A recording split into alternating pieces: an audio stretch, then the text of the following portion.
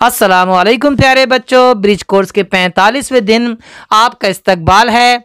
आज है आपकी तीसरी और आखिरी जांच। चलिए देखते हैं जांच का पर्चा किस तरह हल करना है।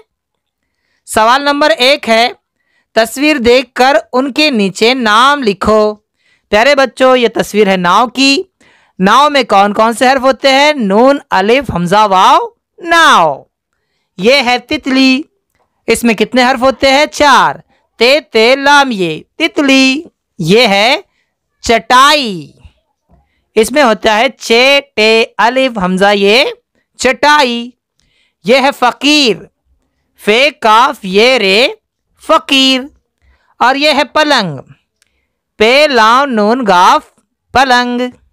आगे देखिए सवाल नंबर 2, दिए हुए अल्फाज की जोड़ियां लगाकर बामाना जुमले तैयार कीजिए। प्यारे बच्चों, बामाना जुमले तैयार करने हैं हमें। यहाँ पर जो खाका दिया गया है उसकी मदद से देखिए, एक मिसाल दी गई है, चराग रोशन है। हम बना रहे हैं गार में शेर है। गार में शेर है। आरिफ ज़हीन है। इमारत ऊंची है। गुब्बारा लाल है। एक और जुमला बना लीजिए, इमारत लाल है। आगे देखिए सवाल नंबर 3, जदौल में दिए गए हुरूफ की मदद से 4 हरफी अल्फाज बनाइए। प्यारे बच्चों, यहाँ पर हमें जदौल दिया गया है, इनकी मदद से हम 4 हरफी अल्फाज बनाते हैं। देखिए हम यहाँ से दाल, शीन, मीम, नून मिलाकर बनाते हैं दुश्मन।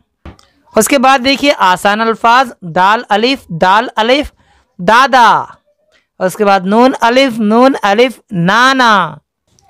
जीम अलिफ दाल वाव जादू। शीन वाव काफ ते शौकत।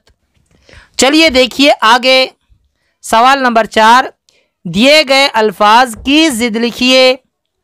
रात की जिद होती है दिन। खुशी की जिद गम। उजाला की जिद अंधेरा। अच्छा की जिद बुरा। दूर की जिद करीब।